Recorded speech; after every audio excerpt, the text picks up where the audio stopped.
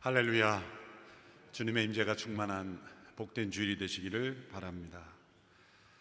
코로나 바이러스 감염이 멈추지 않는 이 상황이지만 우리가 안전수칙을 지키며 함께 예배 드리고 있습니다. 모든 성도들이 다 함께 모이고 있지 못하지만 이 상황 속에서도 우리가 한 공동체임을 기억하고 또 오늘 이 교회가 이 시대의 소금과 빛의 사명을 감당할 수 있게 되기를 바랍니다. 저희 교회에서 지난주 또 이번 주 두 차례에 걸쳐서 순예배 간담회로 함께 모입니다.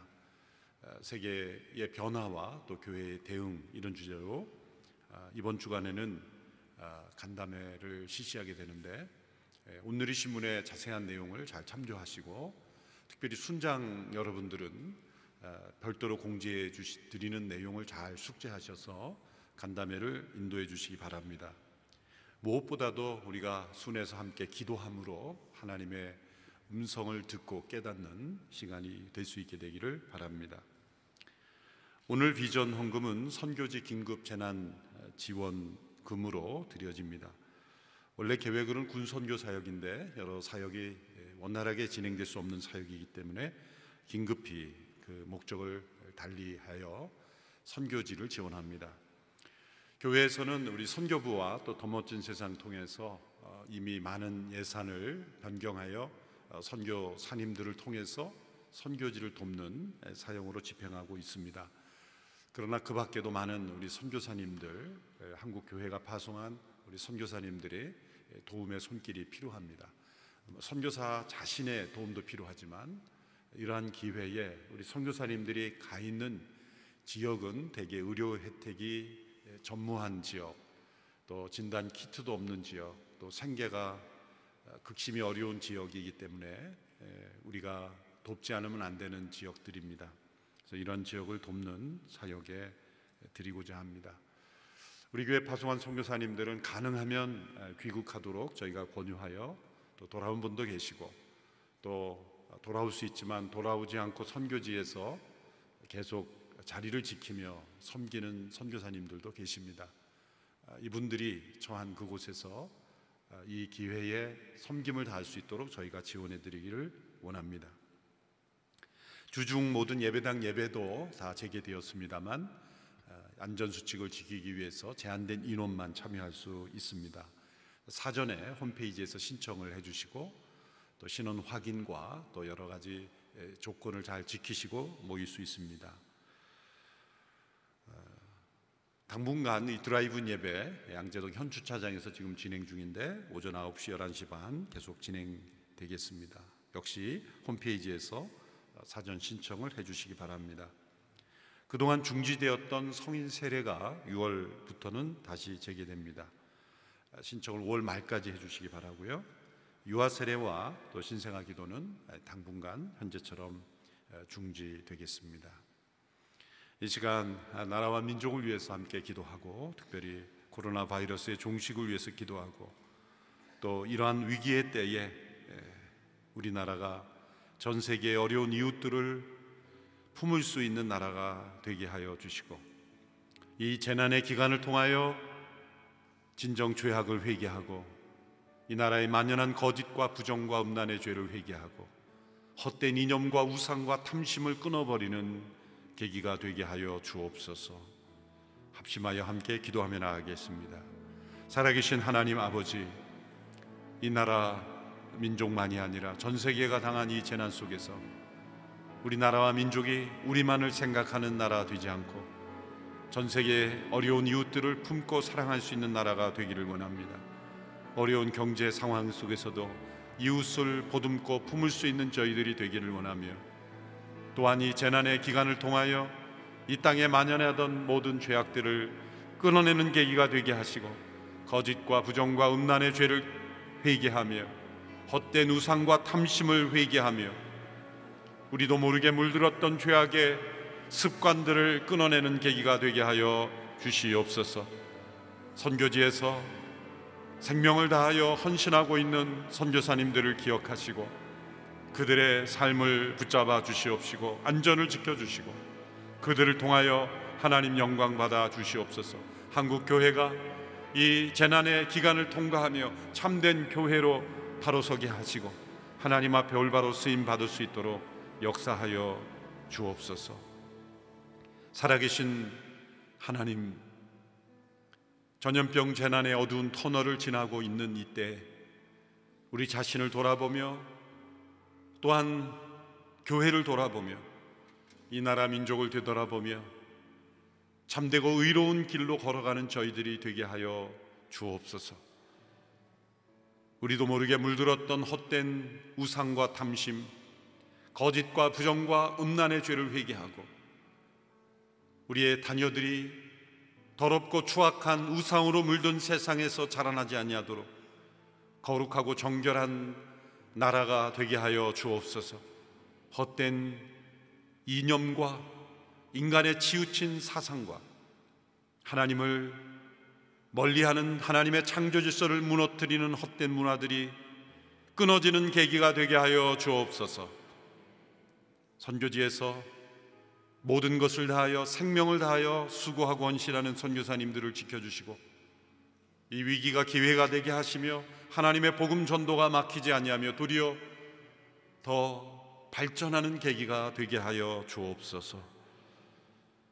흩어져 있는 모든 성도들, 예배당에 다 모이지 못하고 영상으로 혹은 병중에 예배드리는 모든 성도들, 심령이 성전이 되고 거룩한 예배당이 되어 하나님 앞에 신령과 진정으로 예배드리게 하여 주옵소서. 예배당에 함께 모이지 못하는 자녀들을 주님 붙잡아 주시고 이 기간 동안 믿음이 연약해지지 않고 신앙의 습관이 흐트러지지 않고 하나님을 더 사랑하는 자녀들로 변화되게 하여 주옵소서. 예수님의 이름으로 기도하옵나이다. 아멘. 우리는 코로나 바이러스로 인하여 급변하는 사회의 중심에 서 있습니다. 이러한 시대에 교회는 어떻게 대응해야 하는가라는 질문 앞에 설 수밖에 없습니다. 포스트 코로나 시대의 핵심 단어는 비대면, 언택트라고 합니다. 안전을 위해서 비대면이 중심 원리가 되는 이 시대 속에서 언제나 대면하여 함께 예배드리고 교제하고 또한 사역하고 선교했던 교회가 어떻게 이 위기를 극복할 수 있을 것인가, 우리 모두가 함께 기도하며 헤쳐나가야 될 과제인 것입니다. 사실 이 비대면 사회로의 흐름은 코로나 재난이 가져온 것은 아니죠. 이미 시대의 중심적인 흐름이었습니다. 그런데 이번 재난으로 인하여 가속화된 것뿐입니다. 짐 캐리라는 분이 오래전에 이미 이런 말을 했습니다. 가까운 미래에 우리는 기계를 사용해서만 의사소통을 할 것이다. 애플 법정은 인간의 실제적인 신체 접촉을 불법으로 규정할 것이다. 애플 법정이 실제 있는 것이 아니라 많은 사람들이 애플 기기를 서구에 사용하기 때문에 그것을 마치 법정처럼 그렇게 묘사한 것이죠. 오래전에 한 말이지만 이번에 말이 예언이 되어 오늘 우리는 기계로 의사소통을 하고 그리고 신체 접촉이 불법으로 여기는 그런 시대가 되었습니다. 이른바 우리 식대로 표현하면 악수 종말의 시대를 맞이한 것이죠. 누군가 악수하자고 하면 왠지 꺼려지는 그런 시대, 잘못 행하고 있는 그런 모습처럼 보이는 그런 시대가 되었습니다. 그런데 이런 비대면 사회가 빠질 수 있는 가장 큰 위험은 건강한 인격적 교제를 상실함으로 인해서 수많은 미디어 속에서 사람들의 영혼이 점점점 더러워지는 것입니다. 이미 끔찍한 포르노나 폭력적인 영상들이 많은 사람들의 삶을 더러운 삶으로 이끌어가고 있습니다. 최근 우리나라에서도 성착취 동영상을 만들고 유포한 청년들이 붙잡혀 보도되고 있습니다. 또한 이에 동조한 이들도 많다는 사실에 놀라게 됩니다. 이러한 일들은 어떤 모습입니까? 사람의 인격이 분열되는 것입니다. 육체와 영혼이 분리되는 것입니다. 상상과 현실이 단절되는 것입니다. 한쪽의 영역의 삶에서는 매우 건전한 삶처럼 보이지만 또 다른 영역에서는 짐승보다 못한 비인격적인 그러한 삶을 살아가고 있는 인격 분리의 현상, 다중인격, 상상과 현실이 분리되는 그러한 일들이 일어나고 있는 것입니다. 호주 몰링 신학교의 선교학 교수인 마이클 프로스트라는 분이 있습니다. 저희 교회도 수년 전에 방문했고 또 목회자 사관학교에 제가 초청해서 함께 강의도 나누었던 분입니다. 이분이 수년 전에 쓴 책에서 이러한 현상들을 가리켜 탈육신 시대라는 단어로 표현했습니다. 이 탈육신이라는 단어는 성육신의 반대 개념입니다. 성육신이 인카네이션이라고 할 때 탈육신은 엑스카네이션, 이렇게 이분이 표현했습니다. 그래서 원래 고대의 풍습에 기원합니다. 원래 고대에서는 죽은 사람의 몸에서 뼈만 남기고 모든 살과 모든 것들을 다 해체시켜 제거했다고 합니다. 위생상의 목적도 있고 또 하나는 이른바 토템, 어떤 숭배 사상에 기원한 것이기도 합니다. 중세 유럽에서는 사람의 시체를 먼 곳으로 써서 고국으로 옮길 때 위생상의 목적으로 뼈만 남기고 뼈만 옮겼다는 것이죠. 또 하와이의 원주민들은 지위가 높은 사람들, 또 지체가 높은 사람들의 뼈를 살과 분리해서 나중에 그 뼈에 이름을 남긴다든지 어떤 글을 남겨서 숭배하는 일도 있었다고 합니다. 인간을 해체시키는 겁니다. 그래서 여기에 착안해서 오늘 이 시대에 육체와 영혼이 분리되고 또 상상과 현실이 분리되는 이러한 인격 분리의 현상, 인간 해체의 현상을 탈육신 시대다, 이렇게 이분은 정의를 내린 것입니다. 세상이 이렇게 탈육신화되고 있는 시대에 이것이 교회 안에 들어왔을 때 교회 안에서는 이 탈육신 현상이 어떻게 일어나고 있는 것일까? 그것은 세상과 교회가 점점 분리되어 가는 것입니다. 신앙과 삶이 분리되는 것입니다.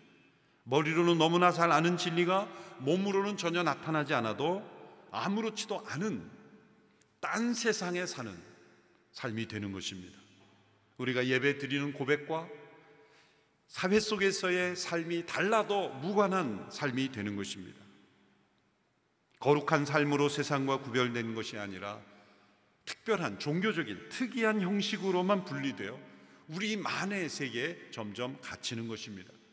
때로 교회 안에서 나타나는 어떤 일들이 사회적 시각에서 상식적으로도 이해되기 어려운 일들이 일어나도 그 안에 있는 사람들은 아무렇지도 않게 여기는, 그것이 실제로 옳다고 여기는 그런 일들도 일어나게 됩니다.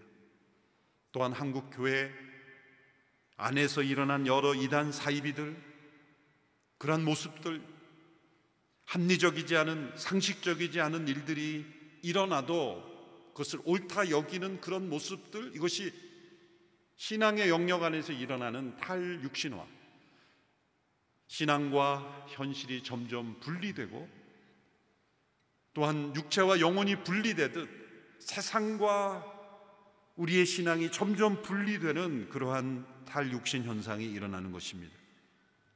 예수님 시대에 이러한 탈육신된 현상이 나타난 사람들이 바리새인들입니다.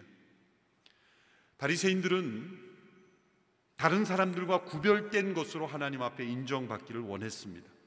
그들은 자신들이 만든 규례, 율법이 정한 규례라고 하지만 실상은 자신들이 율법을 해석한 자신들의 해석에 근거한 규칙입니다. 우리가 잘 아는 대로 탈무드나 미드라시, 그것만이 아니라 그 외에 또 자신들의 규칙을 만들어서 그것을 지킴으로 자신들은 거룩하다 여겼고 그것을 지키지 않은 사람들은 죄인으로 분류했던 것입니다. 예수님께서는 그들이 죄인으로 분류한 이들과 교제하였고 식사하였고 또 심지어 제자 삼기도 하셨습니다. 당연히 그들은 예수님을 정죄했고 예수님이 그들과 함께 죄를 짓는다 여겼습니다. 예수님은 그들에 대하여 이렇게 대답하셨습니다. 오늘 본문의 바로 앞에 있는 구절들입니다. 누가복음 5장 31절로 32절의 말씀입니다. 같이 읽겠습니다. 시작. 예수께서 그들에게 대답하셨습니다. 건강한 사람에게는 의사가 필요 없고 병든 사람에게만 의사가 필요하다. 나는 의인을 부르러 온 것이 아니라 죄인을 불러 회개시키러 왔다. 바리새인들은 예수님이 그들과 함께 죄를 짓는 것이라 비판했지만 예수님은 당신 자신이 병든 사람의 의사로 왔기에 그들을 구원하러 왔다 설명하셨습니다. 그래서 성육신 하신 것입니다. 바리새인들은 세상과 다른 자기들이라고 여겼지만 예수님은 그들 세상 속으로 들어가셔서 그들을 구원하시는 분으로 오셨다고 설명해 주신 겁니다. 자, 이렇게 대답하시는 예수님에 대하여 이 바리새인들은 또 다른 질문으로 예수님을 공격합니다. 금식에 대한 질문을 던집니다. 요한과 요한의 제자들은 우리가 정한 금식을 행하지만 왜 당신과 당신의 제자들은 금식하지 않느냐는 질문입니다. 겉으로 볼 때는 아주 점잖은 질문 같지만, 어떤 토론 같지만 그들의 마음속에는 분노와 정죄와 미움과 질투와 악의가 가득한 질문입니다. 당시 유대 사회에서 금식은 매우 중요한 덕목처럼 여겨졌습니다. 금식 전체가 사실 구약 역사로부터 매우 중요한 영적인 태도였습니다. 국가적인 재난이 있을 때마다 금식했습니다. 그러한 전통을 기반으로 해서 그들은 일주일에 2번씩 금식하도록 했고, 또 그냥 금식하는 것이 아니라 죄를 뒤집어 쓰고 옷을 찢는 외형적인 형태를 갖춘 금식의 문화를 만들었던 것입니다. 역사적 근거는 제가 찾아볼 수 없지만 제가 상상하기에는 아마 금식용 가운이 팔았을 것입니다. 금식용 제도 팔았을 겁니다. 왜냐하면 옷을, 평상복을 그렇게 찢어대면 얼마나 옷이 많아야 되겠습니까? 틀림없이 시장 한 곳에서 금식용 옷이 팔았을 겁니다. 잘 찢어지도록, 조금만 힘을 줘도 푹 찢어지도록. 그래서 죄를 뒤집어 쓰고 옷을 찢는, 혼자 그렇게 하면 미친 사람이죠. 많은 사람들이 보는 앞에서 나 금식하오, 나 금식하오 이렇게 자랑하는 금식. 그래서 예수님이 그러한 모습을 보면서 산상수훈에서 지적하셨습니다. 너희는 금식할 때 사람에게 보이려고 하지 마라. 은밀히 보시는 하나님 앞에서 머리에 기름을 바르고 몸을 깨끗하게 씻고 아무도 모르게 금식해야 진짜 금식이다. 이미 그렇게 교훈을 주시기도 하셨습니다. 자, 이 바리새인들이 예수님께 왜 당신들은 우리 같은 금식을 하지 않느냐 그렇게 도전한 것이죠. 자, 바리새인들이 행하고 있는 금식은 어떠한 효과가 있었습니까?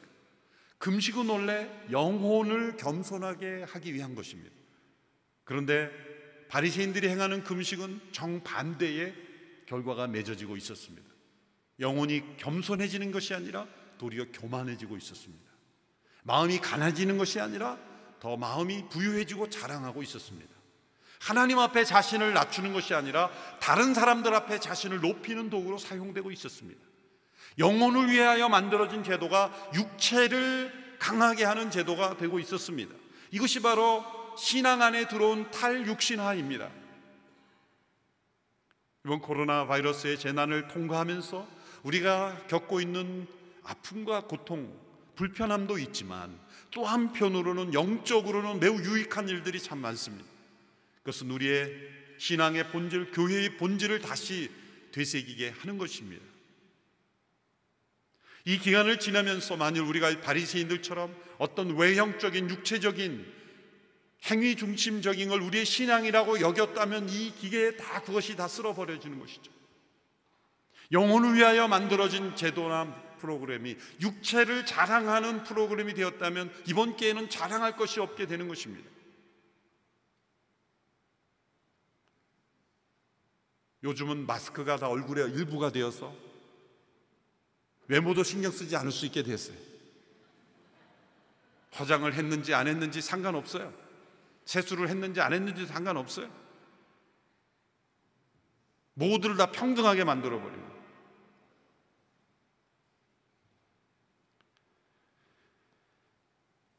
이 재난의 과정을 통해 우리가 배우는 중요한 교훈이 있습니다. 그것은 교회에 다니지 말라는 것입니다. 교회가 되어야 된다는 것입니다. 교회에 다니는 것과 교회가 되는 것은 매우 중요한 차이가 있습니다. 이번 재난의 기간을 통하여 교회에 다니는 것을 신앙생활로 여겼다면 신앙생활이 무너진 거죠. 그러나 교회인 성도들은 때로 함께 예배당에 모이지 못하는 기간일지라도 교회됨이 변함이 없는 것입니다. 교회 다니는 삶은 교회가 같다고 생각할 때만 신앙생활이고 다녀오면 나의 생활인 거예요. 신앙생활과 교회 생활이 분리되는 거예요. 신앙생활이 교회 생활인 거예요. 생활 신앙이 아니라 교회 생활인 것이죠. 교회 다니지 마십시오. 교회가 되십시오. 존 헤브릭이라는 분이 오래전에 이런 글을 남겼습니다. 교회는 결코 장소가 아니라 항상 사람이며, 결코 양의 우리가 아니라 양 자체이고, 또 결코 거룩한 건물이 아니라 언제나 믿음의 모임인 것이다. 기도하는 사람, 바로 당신이 교회이지 당신이 기도하는 그 장소가 교회는 아니다. 이 세상에 거룩한 곳이란 인간을 제외하고는 없으며 영혼을 제외하고는 인간 내부의 지성소란 없다. 교회에 다니는 사람은 예배당 건물 안에 어느 장소에 자신의 몸이 있느냐 없느냐가 가장 중요한 것이었습니다. 그러나 교회인 사람은 자신의 몸이 어디에 있든지 자신의 내면에 살아계신 그리스도의 임재가 있는가가 가장 중요한 것입니다. 물론 게으름 때문에 예배당 예배 참여하지 않는 것은 그건 문제인 것이죠. 그러나 게으름 때문이 아니라 육신의 질병 때문에 병상에 누워있고 때로 안전을 위해서 함께 모일 수 없고 여러 가지 상황 속에서 우리가 예배당에 함께 모이지 못한다 할지라도 과연 우리는 교회로서 존재할 수 있는 것인가 라는 것입니다. 이미 약 한 20여 년 전에 아르헨티나의 후안 카를로스 오르티즈라는 목사님이 우리 두란노에서 책도 몇 권 번역이 됐습니다만 이런 실험을 했습니다. 만일의 경우에 아무 문제 없고 평안한 때인데 이런 실험을 한 겁니다. 만일 교회가 어떤 핍박의 상황이나 재난의 상황 속에서 함께 예배당에 모이지 못하는 상황을 가정해서 한 달 동안 모이지 않게 한 겁니다. 그때 과연 성도들이 신앙생활을 하는 것인가? 교회에 다니는 사람은 한 달 동안 공예배 참석 못하면 이제 예배가 무너진 것이고 신앙생활이 끝난 것이죠. 그러나 교회인 사람은 그 위기를 기회가 되고 더 깊은 하나님께로 나아가는 기회가 되었다. 온 교회 성도들이 그 깨달음을 가지고 더 열심히 예배에 참여하고 더 열심히 헌금하고 더 열심히 선교하고 더 열심히 봉사하는 교회의 체질 변화가 되었다. 이런 기간에 하나님은 한국교회의 체질 변화를 요구하시는 겁니다. 과거만 동경하고 우리가 함께 아무런 감염의 위험 없이 모이는 그 추억과 그 기대만을 가지고 신앙생활을 하면 아무런 변화와 유익이 없는 겁니다. 이것이 온라인으로 영상으로 함께 참여하든 예배당 예배에 참여하든 이렇게 간격을 띄고 앉아야만 하는 이 상황을 통해 무엇인가 배워야 하는 것이죠. 무엇을 배우는 것입니까? 교회에 다니지만 안 된다는 거예요. 우리 자신이 교회이어야 한다는 거예요. 장소와 건물은 함께 모이는 필요일 뿐이지 그것이 본질이 아니라는 것, 그것을 우리는 다시 생각해야 합니다. 예수님께서는 이런 바리새인들의 분리주의적인 이 탈육신화된 그들의 왜곡된 신앙을 교정시켜 주시기 위해서 세 가지 연속적인 비유를 말씀하십니다. 첫째는 우리 안에 신랑으로서 임재하시는 그리스도, 성육신 하신 그리스도는 우리 안에 신랑으로 임재하신다는 거예요. 오늘 본문 34절 35절의 말씀입니다. 우리 같이 한 목소리로 함께 읽겠습니다. 시작. 예수께서 대답하셨습니다. 너희 같으면 신랑이 함께 있는 동안 초대받은 사람들을 금식하도록 하겠느냐? 그러나 신랑을 빼앗길 날이 올 것이다. 그때가 되면 그들도 금식할 것이라. 예수님께서 자신을 신랑으로 말씀하신 이유가 무엇일까요? 그것은 참된 신앙의 본질은 하나님과 우리의 인격적인 연합이라는 것을 설명해 주는 겁니다. 하나님과 우리의 사이를 설명하기 위한 구약에 많은 비유들이 있습니다. 왕과 백성들, 하나님은 왕이시고 우리는 그분의 나라의 백성입니다. 이것도 맞습니다. 또 하나님은 나의 목자시고 우리는 그분의 기르시는 양입니다. 그분의 돌보심 속에 우리는 있는 것도 맞습니다. 하나님은 우리를 창조하신 분이고 우리는 그분의 피조물인데 그분은 토기장이요 우리는 그분의 진흙입니다. 그것도 맞습니다. 그런데 왜 신랑과 신부의 비유를 썼습니까? 앞서 있는 모든 비유가 설명해 줄 수 없는 것은 인격적 연합, 하나됨은 설명해 줄 수 없기 때문이죠. 왕과 백성이 하나 된다는 것도 어울리지 않습니다. 또 양과 목자가 하나 된다는 것도 어울리지 않습니다. 그러나 신랑과 신부가 하나 된다는 것, 그것이 명확하게 설명되는 겁니다. 성경 전체에서 보면 가장 하나님과 우리의 관계를 설명할 때 강조하고 있는 것은 신랑과 신부입니다. 요한계시록의 마지막 천국의 모습을 결혼잔치의 모습으로 비유하고, 다시 오실 예수 그리스도는 갑자기 오신다는 면에서 도둑처럼 오신다, 그런데 도둑으로 비유한 게 아니라 그는 예측할 수 없게 오신다는 거지, 그 본질은 신랑 되신 분이 다시 오신다는 거예요. 그래서 우리는 그리스도의 신부로 언제 오실지 모르는 그분을 준비하고 맞이할 준비를 해야 된다는 것을 말씀하고 있습니다. 예수님께서 참된 교회가 된 성도들에게는 신랑으로서 늘 임재해 계신다는 거예요. 이것이 교회됨의 본질이요, 능력이요, 축복입니다. 신부가 신랑을 만난다는 이 기쁨, 그것이 우리 안에 있어야 될 기쁨이라는 것입니다. 유대 사회에서는 신랑이 신부를 기다리는 것이 아니라 신부가 신랑을 기다립니다.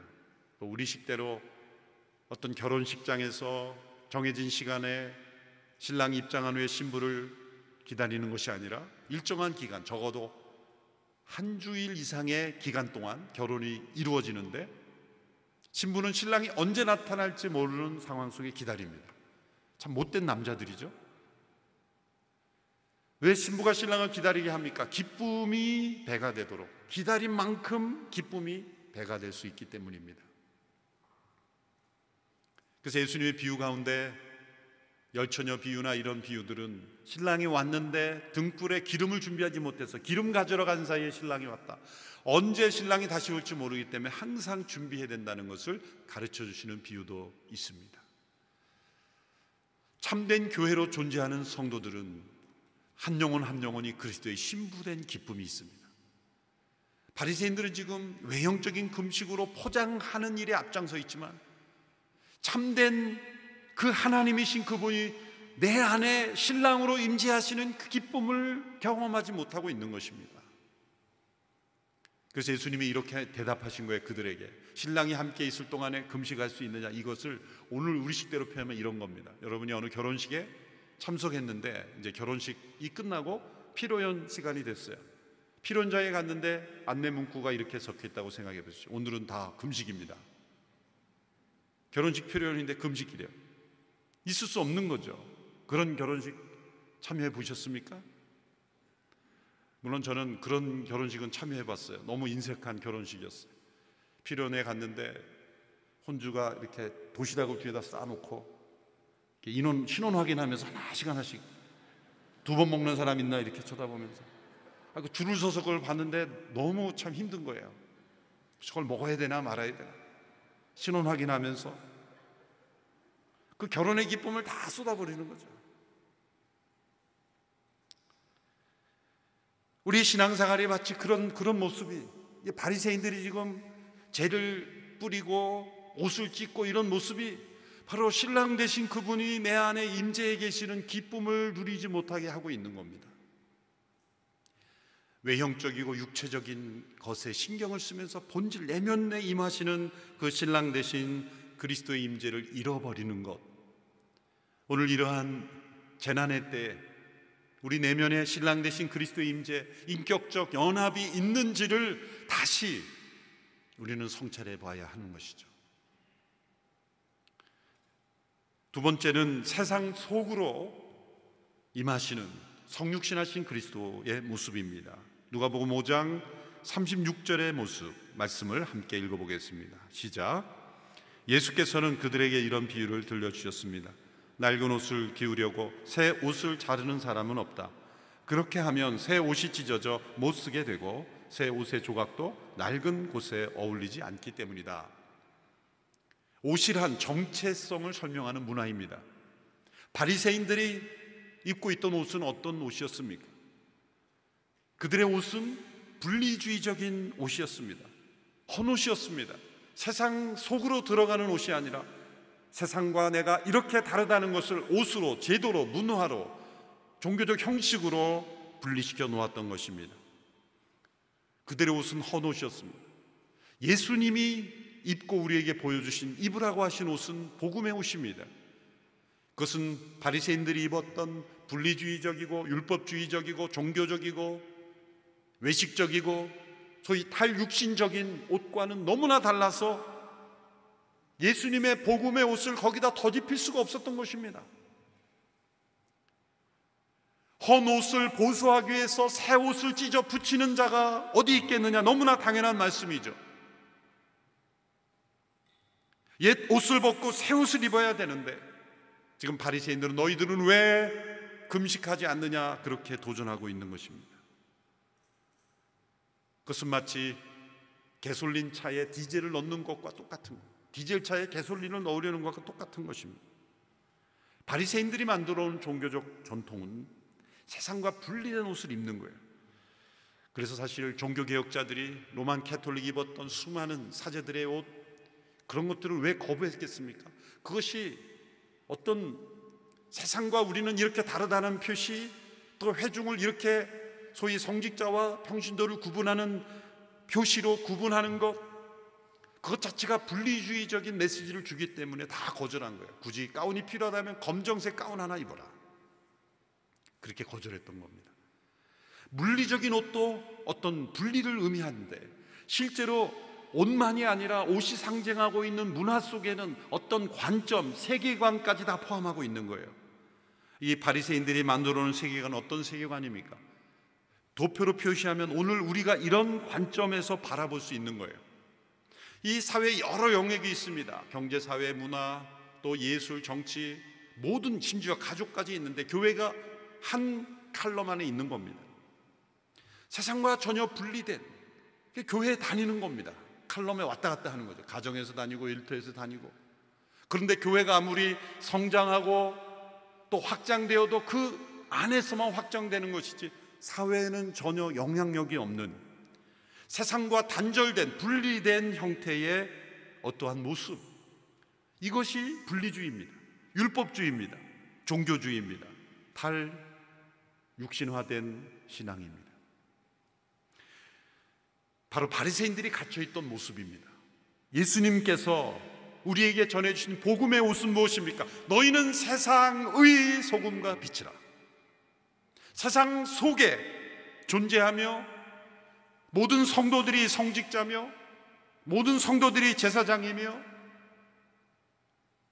예배당에 모였을 때만 신앙생활이 아니라 세상의 삶 속에서의 신앙으로 우리를 부르신 겁니다. 그래서 우리는 이런 도표로 인식을 바꿔야 합니다.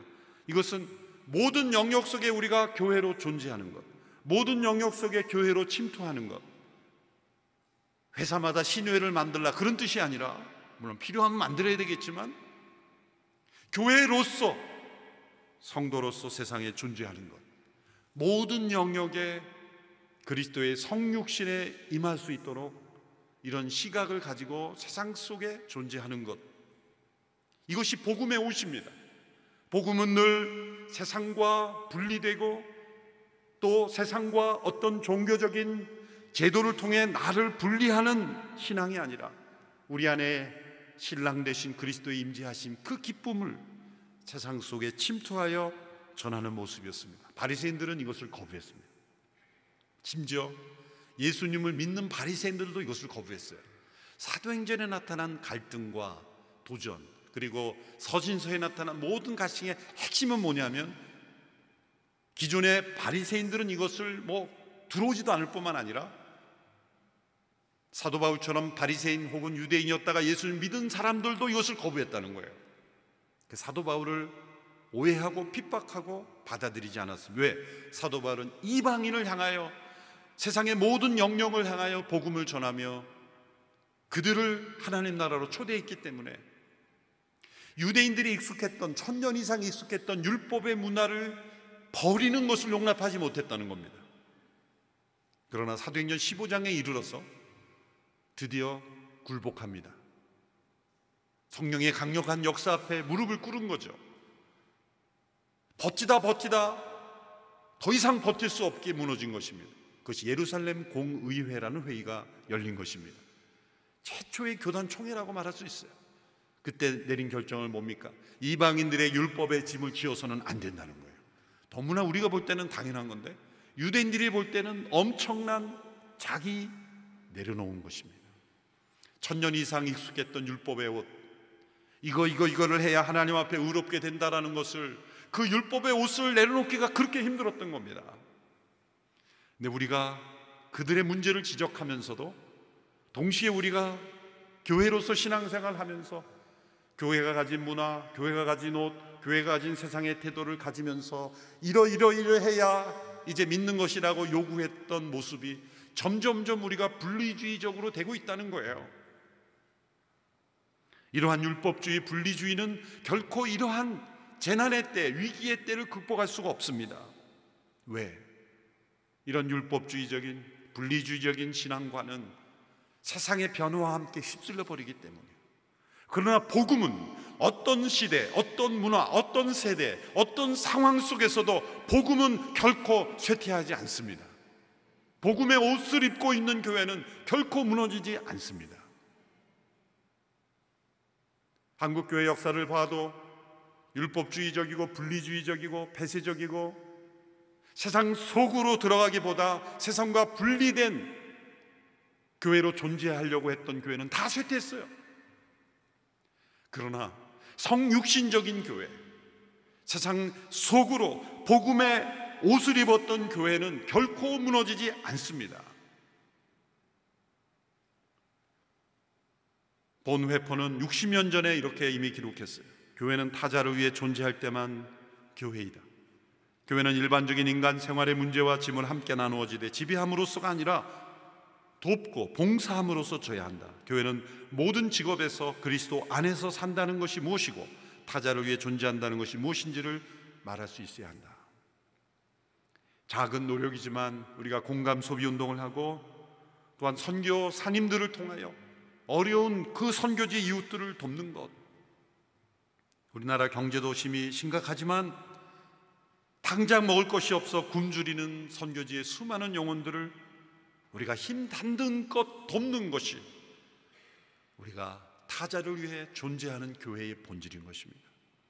이러한 일에 온누리교회가 힘쓸 때 이제 많은 성도들이 함께 예배당에 참여하지 못하기에 사역도 중지되었고 헌금도 줄고 참가 인원도 줄고 어떤 분들은 위기를 느끼고 어떤 목회자들은 굉장히 불안해하고, 그렇지만 교회가 해야 할 사역을 하고 세상을 섬기는 공동체로 존재한다면 교회는 두려울 것이 없습니다. 자신을 위해 존재한다면 이 모든 상황이 망한 것처럼 보이지만 세상 속에 침투하는 교회로서의 성육신적 교회로 존재하려고 할 때는 아무 문제가 아닌 것입니다. 우리는 더욱더 해야 할 일을 해야 되는 것입니다. 선교가 중단되어서는 안 되는 것이죠. 도리어 이런 기회가 선교의 기회가 되는 거예요. 그래서 저희 교회에서는 선교부와 더 멋진 세상에 긴급 예산 항목을 바꿔서 선교지에 긴급 재난을 하는 쪽으로 예산을 사용하고 있습니다. 그래도 부족할 때 우리 성도들의 비전 헌금으로 우리 선교사님들에게 힘을 실어주는 그런 온누리교회, 우리가 한 번도 만나보지 못했지만 코로나 재난의 어려움을 겪고 있는 지구촌의 이웃을 생각하는 그런 교회로서 우리가 존재할 때 우리가 교회에 다니는 성도가 아니라 교회로 존재하는 성도가 되는 줄로 믿습니다. 세 번째는 성령의 교통하심을 통하여 임재하시는 그리스도입니다. 37절로 39절의 말씀 우리 같이 한 목소리로 읽겠습니다. 시작. 또 새 포도주를 낡은 가죽 부대에 넣는 사람도 없다. 그렇게 하면 새 포도주가 그 부대를 터뜨려서 포도주는 쏟아지고 부대도 못 쓰게 될 것이다. 새 포도주는 새 부대에 담아야 한다. 묵은 포도주를 마시고 나서 새 포도주를 원하는 사람은 없다. 묵은 것이 좋다고 여기기 때문이다. 새 포도주는 새 부대라는 말은 성경을 아는 믿는 사람들뿐만 아니라 믿지 않는 사람들도 가끔 인용을 하죠. 어떤 변화를 일으킬 때 새 포도주는 새 부대에 담아야 한다, 이렇게 주장을 하면서 인용하는 유명한 말씀이기도 합니다. 대개 그런데 이 말씀을 인용할 때 초점을 새 부대에 둡니다. 왜 변화되어야 되는지보다 어떻게 변화되어야 되는지 초점을 두는 거죠. 새 부대는 왜 필요합니까? 새 포도주기 때문에 필요한 거예요. 이 비유를 잘 이해하기 위해서 먼저 당시의 문화를 이해해야 합니다. 오늘 이 시대에는 없는 문화죠. 유대 사회는 우리 한국 사회가 김치를 담그듯이 정기적으로 포도주를 담가야 했습니다. 음료로 사용하기도 하지만 약으로도 쓰였기 때문이죠. 이 포도주를 담글 때 필요한 것은 가죽 부대입니다. 그래서 포도를 추수하면 큰 드럼통 같은데 포도를 다 많이 담습니다. 그리고 사람이 올라가서 발로 짓이기며 밟습니다. 그러면 포도즙이 스며 나오겠죠. 그러면 그 포도즙이 스며 나오는 구멍에 큰 가죽 부대를 담아 놓습니다. 가죽 부대를 달아 놓는 이유는 이 포도즙이 발효가 되면서 가스가 나옵니다. 그러면 팽창하게 되죠. 그러면 늘어나는 그 가스를 품을 수 있으려면 탄력성, 유연성이 있는 가죽 소재가 이어야 합니다. 그래서 가죽은 늘어나면서 탄력 있게 그 늘어나는 가스로 인한 팽창을 품었던 것입니다. 그런데 여러 번 늘어났다 줄었다 한 낡은 옛 가죽 부대는 더 이상 신축력이 없기 때문에 새 포도즙이 담겨지게 되면, 여기서 새 포도주라고 할 때는 엄밀하게 보면 새 포도즙입니다. 즙의 단계, 발효되기 전의 단계. 그러니까 새 포도즙이 옛 가죽 부대에 담기게 되면 더 이상 팽창력을 감당할 수 없기 때문에 뻥 터지는 거예요. 유대 사회에 간혹 이런 일들이 일어났던 것입니다. 예수님은 그러한 문화를 가지고 와서 우리에게 비유를 드신 것입니다. 무엇을 말씀하시는 겁니까? 예수님께서 옛 가죽 부대를 말씀하신 것은 바리새인들이 만들어 놓은 그 종교적 전통을 의미하는 거예요. 그것은 옛 옷일 뿐만 아니라 옛 가죽 부대였던 거예요. 그럼 새 포도주는 무엇입니까? 그것은 바로 성령의 임재와 교통하심입니다. 예수님이 십자가에 죽으시고 부활하시고 성령님이 오심으로 이제 완전히 새로운 시대가 도래한 것입니다. 이것은 말세이기 때문에, 요엘서에 말세에 성령을 부어주신다 그랬는데 왜 말세에 성령을 집중적으로 부어주십니까? 이제 종말이 가까웠기 때문이에요. 종말이 가까웠기 때문에 추수의 때에 수많은 영혼들을 구원하고 수많은 영혼들이 영원한 천국의 인도함을 받기 위해서는 성령의 강력한 역사가 필요하기 때문에 성령의 교통하심이 우리에게 부어지는 겁니다. 그런데 이 성령의 교통하심이 우리 성도들에게 임한다는 거죠. 이 성령의 교통이라는 단어를 여러분이 어디서 들으셨냐 하면 축도할 때마다 듣고 있습니다. 고린도서 13장 13절의 말씀으로 목회자들이 축도를 합니다. 주 예수 그리스도의 은혜와 하나님의 사랑과 성령의 교통하심이 여러분 모두 함께 하시기를 빕니다. 이 말씀으로 축도를 하는 겁니다. 이 성령의 교통이라는 것은 복수를 전제하는 거예요. 공동체를 전제로 하는 것입니다. 나 홀로는 성령의 교통하심이 아니라 나를 통해 누군가에게 흐르고 또 누군가를 통해 나에게 흐르고 또 함께 모였을 때 성령의 교통하심이 일어나는 겁니다.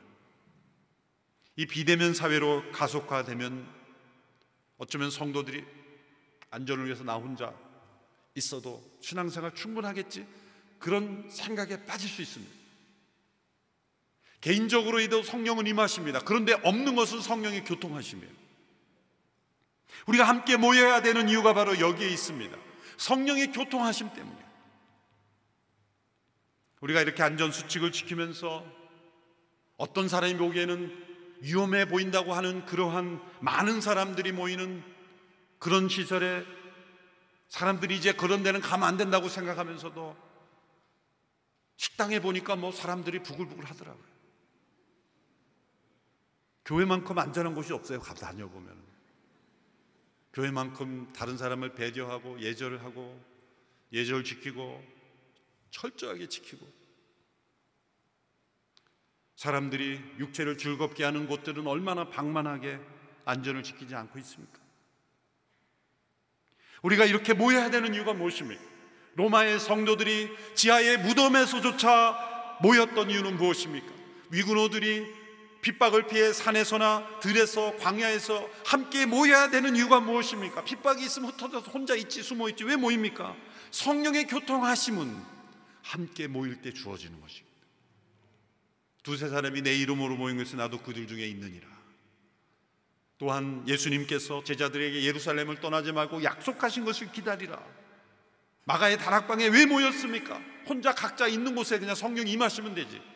성령의 교통하심은 이렇게 함께 목회자를 통해, 설교를 통해 성령의 음성을 듣기도 하지만 성도들을 통해 또 다른 성도에게 말씀하시기도 하고, 우리가 함께 회의할 때도 성령의 교통하심이 있는 거고, 함께 기도할 때도 성령의 교통하심이 있는 거고, 우리가 순예배로 모일 때, 간담회를 할 때도 성령의 교통하심이, 성도들이 모일 때는 성령의 교통하심이 일어나는 거예요. 그래서 은사도 성령의 교통하심을 통해서, 나에게 없는 은사가 누군가와의 함께하는 공동체를 통해서 성령의 은사가 전달되기도 하는 거예요. 치유의 은사, 지식의 은사, 지혜의 은사도 성령의 교통하심을 통해 이렇게 흐르는 겁니다. 그래서 여러분, 성령에 체험하고 싶으면 어떻게 해야 되는 거예요?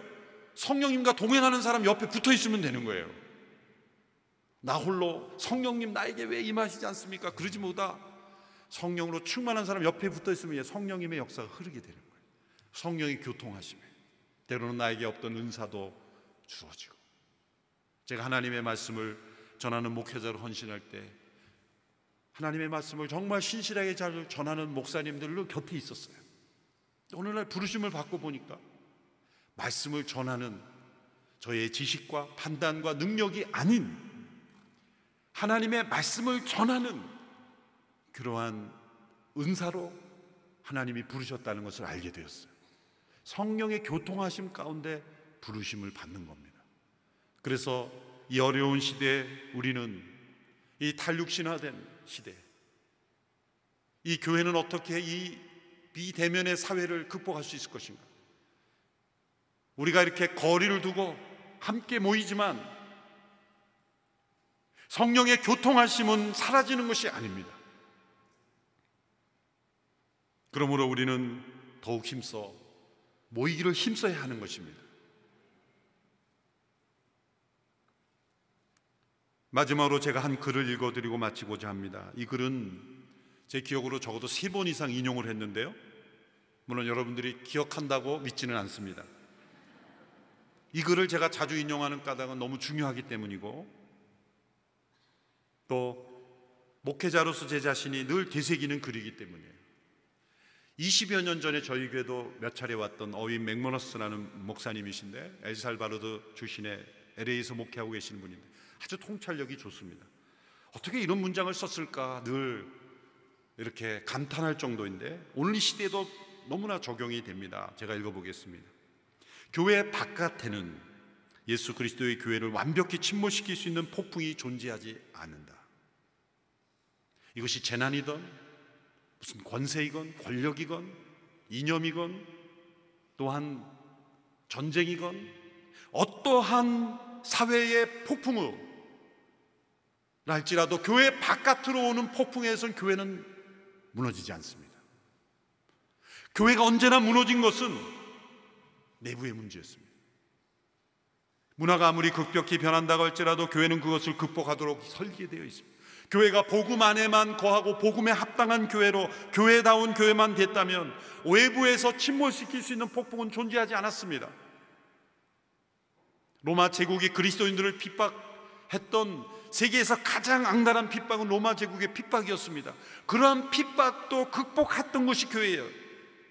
그렇다면 어떤 폭풍도 교회를 무너뜨릴 수는 없어요. 오히려 더 핍박을 받을수록 교회는 강해집니다. 근데 문제는 교회가 내부적으로 이 시대 속에서 문화가 변해감에 따라 교회가 운동이 아니라 기관이 되어가고 있기 때문입니다. 무브먼트는 살아있는 운동력이 있어요. 신랑 대신 그리스도의 임재하심이, 그 기쁨의 운동력이 있어요. 세상 속으로 침투해 들어가는 운동력이 있습니다. 새로운 옷을 입는 운동력이 있어요. 그런데 옛 옷을 입고 본질을 잃어버리고 바리새인들처럼 껍데기 형식적이고 외식적이고 신앙과 삶이 분리된 거에 만족하면 그건 인스티튜션이 됩니다. 세상의 기관이 되는 거예요. 그러면 세상의 기관은 세상에 휩쓸려 버리는 겁니다. 두 가지의 차이점은 기관은 문화를 보존하지만 운동은 문화를 창조한다는 것이다. 두 번째 패러그래프에 보시면 많은 경우에 사라질 문화를 보존하려고 시도하는 사람들은 문화의 수치스러운 죽음에 동참하게 된다. 기관화된 교회는 문화의 수치스러운 죽음에 함께 사라진다는 겁니다. 당신이 향유하고 있는 문화의 모든 것이 성령의 사역에 뿌리를 두고 형성된 것일지도 모른다. 그러나 하나님의 성령은 바람과 같이 움직이며 그가 한때 불었던 곳을 침묵 속에 남겨두고 지금 새롭게 움직임을 일으키는 곳으로 우리를 부르신다. 뒤처지지 않으려면 돛을 올려서 성령과 함께 움직여야 한다. 단순히 매달려 있는 것만으로는 충분치 않다. 우리는 담대하게 앞으로 나가야 한다. 하나님의 성령은 바람과 같이 움직이기 위해서, 그래서 우리가 성령의 교통하심 가운데 있기 때문에 함께 모여 순으로 나누고 예배드리며 말씀을 나누며 기도하면서 성령님께서 어디로 부르시는지를, 이건 담임 목사 개인이 할 수 있는 게 아니라 함께 분별해야 되기 때문에 공동체적인 성령의 교통하심 가운데 있어야 되는 거예요. 그래야 하나님의 성령과 함께 움직이는 거예요. 성령은 바람처럼 움직이시기 때문이에요. 돛을 올려야 된다는 거예요. 그런데 하나님의 성령과 함께 움직이지 않으면 어떻게 됩니까? 이 다음 구절에 그런 재미있는 표현이 나와요. 성령의 바람과 함께 움직이지 않으면 성령의 바람에 의해 원치 않는 곳으로 날아가게 될 것이다. 쉽게 말하면 바람과 함께 사라진다는 거예요. 교회가 이런 탈육신적 시대에 휩쓸려 표류하지 않으려면 우리 안에 신랑 되신 그리스도의 임재하심, 그것을 다시 확인해야 됩니다. 또 종교적인 옷을 벗고 복음의 옷을 입어야 합니다. 세상 속에 침투해 세상 속에 존재하는 그리스도인, 또한 성령의 교통하심, 우리가 함께 모일 때 성령의 교통하심이 가장 중요한 요소가 되는 거예요. 대화할 때나 회의할 때나 우리의 모일 때 성령님께서 우리의 교통 가운데 어떻게 일하고 계신가, 그것을 민감하게 귀를 기울일 때 육체와 영혼이 점점 분리돼가는 이 탈육신의 시대, 우리는 도리어 영과 혼과 욕을 하나로 온전케 하시는 이 복음의 능력으로 세상 속의 성육신적인 교회로, 교회는 더 빛을 발하게 될 것입니다. 보십시오. 이 위기의 진화가 되면은 율법주의적이고 분리주의적이고 탈육신적인 교회는 다 쇠퇴하게 돼 있어요. 그러나 복음의 옷을 입고 세상을 섬기려 하고 세상을 위해 존재하려고 하는 교회는 더 하나님께서 귀하게 쓰실 줄로 믿습니다. 우리 온누리교회는 그런 교회가 되기를 주님의 이름으로 축원합니다. 기도하겠습니다. 하나님 아버지, 타락한 죄악의 구조 속에, 이 재난의 위기 속에서도 타락해가는 이 시대 속에 휩쓸려 가지 않고 주님의 몸된 교회로 든든히 서가는 온누리교회 되게 하여 주옵소서. 예수님의 이름으로 기도합니다. 아멘.